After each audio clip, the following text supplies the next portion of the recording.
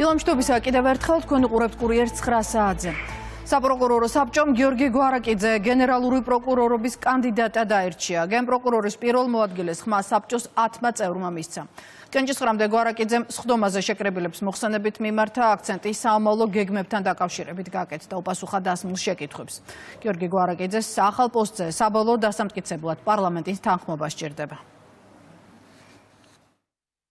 საპროკურორო საბჭოს სხდომაზე საპროკურორო საბჭოს წევრებმა სრული მხარდაჭერა გამოუცხადეს გენერალური პროკურორობის კანდიდატ გიორგი გვარაკიძეს და მისი კანდიდატურა შემდგომ გენერალური პროკურორის თანამდებობაზე არჩევის მიზნით კანონით დადგენილ ვადაში წარედგინება საქართველოს პარლამენტს. საკმაოდ შინაარსიანი და საინტერესო მოხსენება ჰქონდა ბატონ გიორგის, ის ძალიან კარგად იცნობს საქართველოს სისხლის სამართლის პოლიტიკაში არსებულ პრაქტიკასა და რაც თავარია გამოწვევებს, მისი კანდიდატურა გადმოინაცვლებს საქართველოს პარლამენტს, სადაც უკვე იურიდიულ საკითხთა კომიტეტში მოხდება მოსმენა ბატონი გიორგის და საზოგადოებას ექნება შესაძლებლობა, რომ კომიტეტის ამ სხდომას ადევნოს თვალი, იხილოს ის კითხვა-პასუხი, რომელიც გაიმართება ამ კომიტეტზე.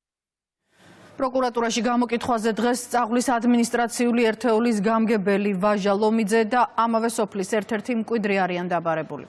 საუბარია საქმეზე, რომელიც დამამძიმებელ გარემოებაში საბოტაჟს, უცხოეთის ორგანიზაციისთვის და უცხოეთის კონტროლს დაქვემდებარებული ორგანიზაციისთვის, მტრულ საქმიანობაში დახმარებასა და კონსტიტუციური წყობილების წინააღმდეგ მიმართული საქმიანობისთვის ფინანსების მობილიზებას ეხება. ეს ერთ-ერთი ეპიზოდია 2019 წელს გიორგი გახარიას გადაწყვეტილება სოფელ ჩორჩანასთან პოლიციის საგუშაგოს მოწყობის შესახებ. ამავე საკითხის განსახილვად ორშაბათს დროებითი საგამოძიებო კომისიის სხდომაზე გახარია კიდევ ერთხელაა დაბარებული. ამ საქმეს აქვს მხოლოდ და მხოლოდ პოლიტიკური შურისძიების მოტივი. სხვანაირად ჩვენ ვერ ხსნით ამ საქმეს, რადგან წარმოუდგენელია ადამიანს ყოფილ პრემიერ-მინისტრს, ყოფილ შინაგან საქმეთა მინისტრს ბრალი დაასდო საბოტაჟში იმ საქმეში, რომელიც პირველ რიგში სახელმწიფო ინტერესებს ემსახურებოდა, იმიტომ რომ ეს იყო ერთადერთი გაბედული, სწორი, პრინციპული, ღირსეული ნაბიჯი სახელმწიფოს მხრიდან გადადგმული, როდესაც ჩვენ შევინარჩუნეთ ჩვენი ტერიტორიები ისე, რომ ამას არ მოყოლია არანაირი სამხედრო ესკალაცია და სამხედრო დაპირისპირება. საქართველოს თელემძიმე ვითარებაში ჩააგდო ის, რაც მაშინ აღსაჩუქრა მინისტრმა გიორგი გახარიამ ერთპიროვნულად გადაწყვიტა და ჩაიდინა კონკრეტული სამუშაოს გახსნის თვალსაზრისით. ეს იყო პროვოკაციული ნაბიჯი, რომელიც შედეგადაც ჯერ 1 მილიონ კვადრატულ მეტრამდე მიწის ფართობზე დაკარგა წვდომა ცენტრალურმა ხელისუფლებამ და მეორეც იყო სავსებით შესაძლებელი იმდენად მძიმე პროვოკაციულ ქმედებებში გადასდილიყო ყველაფერი, რაც არ იქნებოდა 2008 წლის ამბებზე ნაკლები საფრთხის შემცველი საქართველოსთვის. დროებითი კომისიის სხდომაზე დღეს 2008 წელს გაუჩინარებული და მოკლული რეინჯერის დავით ცინდელიანის დედას ელოდებიან. შეგახსენებთ, ცინდელიანის საქმე პროკურატურამ 2014 წელს გამოაცხადა გახსნილად და შედეგად კუდის აფხაზეთის მთავარი სამმართველოს ყოფილ უფროსს რომან შამათავას ბრალი დაუმძიმდა. დროებითი კომისიის წევრები დღესვე განიხილავენ ზუსტად 6 წლის წინამდე ლოცი ივნისის მოვლენებს. სხდომა 1 საათში უნდა დაიწყოს. ევროპარლამენტის საქართველოს შესახებ დღეს მორიგი რეზოლუციის მისაღებად ემზადება. 7 სხვადასხვა პროექტიდან დეპუტატები ერთ შეჯერებულ ვერსიაზე უკვე შეთანხმდნენ. იყო ალტერნატიული ვერსიაც, რომელიც სუვერენულ სახელმწიფოთა ევროპის ჯგუფის ევროპარლამენტარებმა წარადგინეს, თუმცა მისი გათვალისწინება არ მოხდა.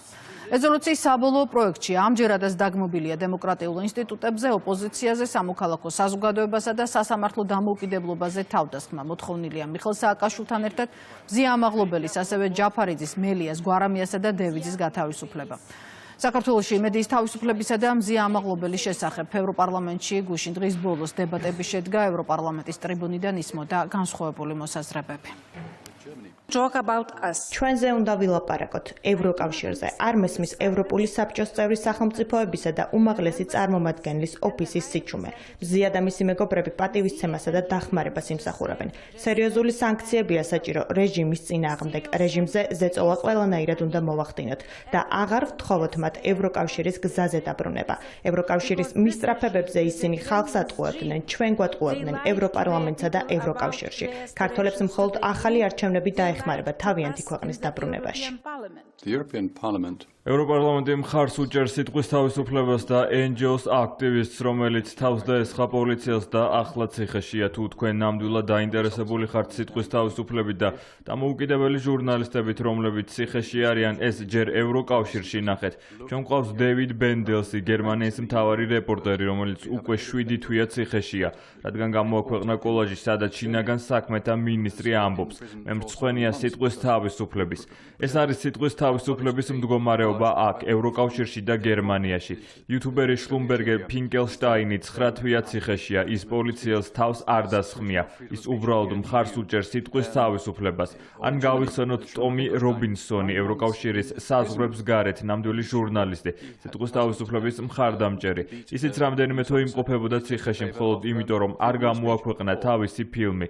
გთხოვთ მხარი დაუჭიროთ რეპორტიორებს და მხარს ნუ დაუჭერთ NGO-ებს, რომლებსაც მხოლოდ რეჟიმის ცვლილება უნდათ. საქართველოში დემოკრატიის სინათლე ქრება. მზია ამაღლობელი, ღრმად პატივსაცემი ჟურნალისტი დააკავეს მხოლოდ იმის გამო, რომ მას ჰქონდა თავისუფლებისთვის ბრძოლის სიმამაცე. უკვე თითქმის 4 წელია ყოფილი პრეზიდენტი მიხეილ სააკაშვილი რეჟიმის პოლიტიკური პატიმარია. საქართველო იბრძვის დემოკრატიისთვის, სიტყვის თავისუფლებისთვის, ჩვეულებრივი ცხოვრებისთვის. დიქტატურის მხარდაჭერა, დიქტატურის წინაშე დანებება დანაშაულია. ჩუმად დგომა და მხოლოდ მხარეთ ყოფნა ასევე დანაშაულია. მედიის თავისუფლება არ იძლევა საშუალებას ნებისმიერი სახის გადამეტებისთვის და არც მუდმივი ალიბია საგარეო ჩაარებისთვის. გადავხედოთ, რას აკეთებს პარლამენტი ამ დებატებში. ქალბატონი ამაღლობელი საყოველთაოდ დევნილია იმის გამო, რომ 12 იანვარს მან პოლიციელის სცემა. მე მგონია, რომ აქ ჩვენ ვხედავთ ევროკავშირის ობსესიას საქართველოს მიმართ და ბრიუსელის სიძულვილს ამ ხალხის უფლებებისა და სუვერენიტეტის მიმართ.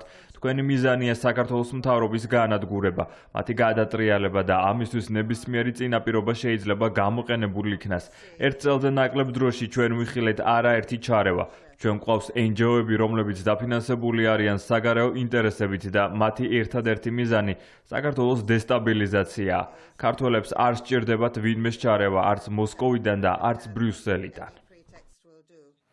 სტრასბურგში მიმდინარე პროცესებს ეხმიანებიან თბილისში. მმართველი გუნდი არ გამორიცხავს, რომ ევროპარლამენტმა ამჯერადაც მათი შეფასებით უსამართლო გადაწყვეტილება მიიღონ და შეჯერებული რეზოლუციის პროექტი დაამტკიცონ.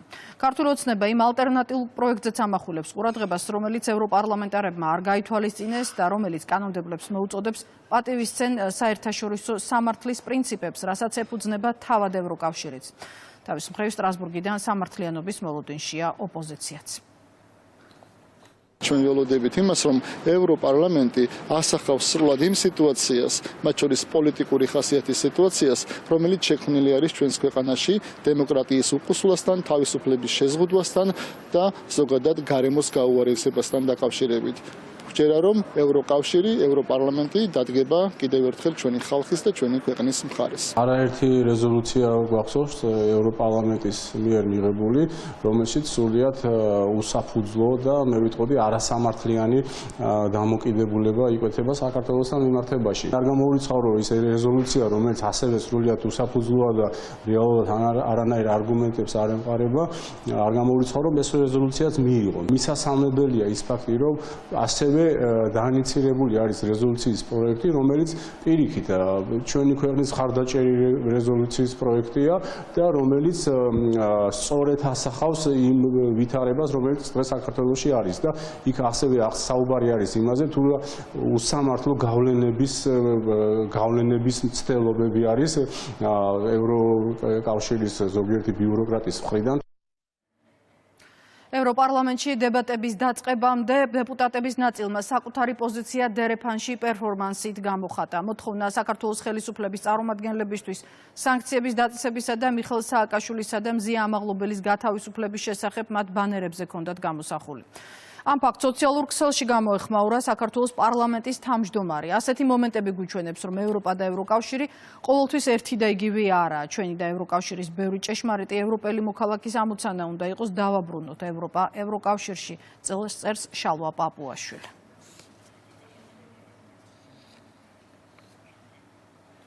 იუსტიციის სახლის 125 ფილიალი განახლებულ შენობაში გაიხსნა საგარეჯოში. ადგილზე მომხმარებელს უკვე დღეიდან შეუძლია 500-მდე სერვისის მიღება. ეს კახეთის რეგიონში რიგით მე-19 იუსტიციის სახლია. მოსახლეობის მოთხოვნებიდან გამომდინარე მიმდინარეობს დამატებით კიდევ ერთის მშენებლობა ახმეტაში. საგარეჯოს იუსტიციის სახლი პრემიერმა იუსტიციის მინისტრთან და იუსტიციის სახლის თავმჯდომარესთან ერთად გახსნა. ადგილობრივ მოსახლეობას შესაძლებლობა ექნება იუსტიციის სახლში მიიღოს ყველა ის სერვისი, ისი მიღება შეუძლია თბილისის, ქუთაისის, ბათუმის თუ სხვა ქალაქების მოსახლეობას. შენობა არის თანამედროვე ინტერიერის, მორგებულია ყველა იმ აუცილებლობაზე, რაც სჭირდება დღევანდელობას. ვცდილობთ, რომ იუსტიციის სახლები დავფაროთ მთელი საქართველოს ყველა მუნიციპალური ცენტრი, რომ არც ერთი მოქალაქე არ დარჩეს იმ სერვისების მიღების შესაძლებლობის გარეშე, რომლის მიღება შესაძლებელია დიდ ქალაქებში. სპეციალური სასწავლო წლის დასრულების აღსანიშნავი ღონისძიება მოეწყო გდანის ერთ-ერთ სკვერში. რაიონის გამგეობის ორგანიზებით ადგილზე მისულ ბავშვებს მრავალფეროვანი სახალისო პროგრამა დახვდათ. იყო არაერთი თამაში, შოუ პროგრამა, შეჯიბრი, სხვადასხვა სახის სწავლება, ანიმატორები. ასევე წარმოდგენილი იყო სამხატვრო სკოლის მოსწავლეების ნამუშევრები. დღე კონცერტით დასრულდა. სასწავლო წლის დასრულებასთან დაკავშირებით გაიმართა კულტურულ-სპორტულ საგანმანათლებლო ღონისძიება.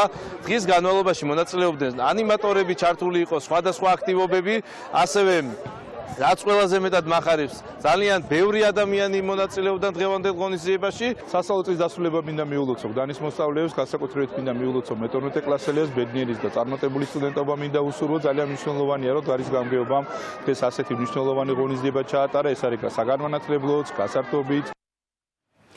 დღის ამბების ნახვა ვრცლად ჩვენს ვებგვერდზე rustavi2.g შეგიძლიათ. მე ამით 10-მდე გემშვიდობებით, დილის ეთერი კი გრძელდება.